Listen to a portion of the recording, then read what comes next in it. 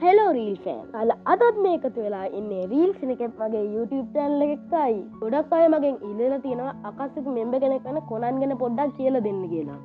ඒකේ හින්දා මම අද කියන්නේ කොනන්ට කොහොමද පේපර් ස්ටයිල් ජුසු පුළුවන් කියලා. දැන් අපි වැඩි කතා නැතුව යමු මේ වීඩියෝ එකට.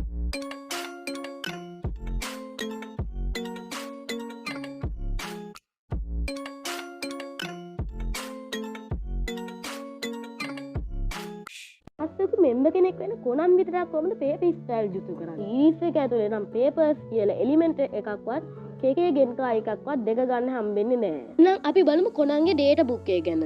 අන්ගේ ඩේටා බුක් එක දිහා බැලුවොත් අපිට දැක ගන්න පුළුවන් වෙනවා කොනන් සතුව යන් රිලීස් එක කියලා ඇබිලිටි එකක් තියෙනවා කියලා. අපි කතා කරමු යන් සහ ඉන් රිලීස් කියන්නේ මොනවද කියලා. රිලීස් එකෙන් නිරූපණය වෙන්නේ ස්පිරිචුවල් එනර්ජි එකක්. ඒ වගේම ඒක මගින් ඉමේජිනේෂන් කොන්ට්‍රෝල් කරන හැකියාවක් තියෙනවා. ඒකට උදාහරණයක් කිව්වොත් නාරක්ලයන් එකේ ෂැඩෝ පර්සන් ජුත්සුව. ඊට පස්සේ අපි යන් රිලීස් එක ගැන කතා කරමු. යන් රිලීස් එකෙන් අදහස් වන්නේ ෆිසිකල් එනර්ජි එක. යන් රිලීස් එක මගින් චක්‍රභාවිතයෙන් භෞතික දේවල් නිර්මාණය කරන්න පුළුවන්.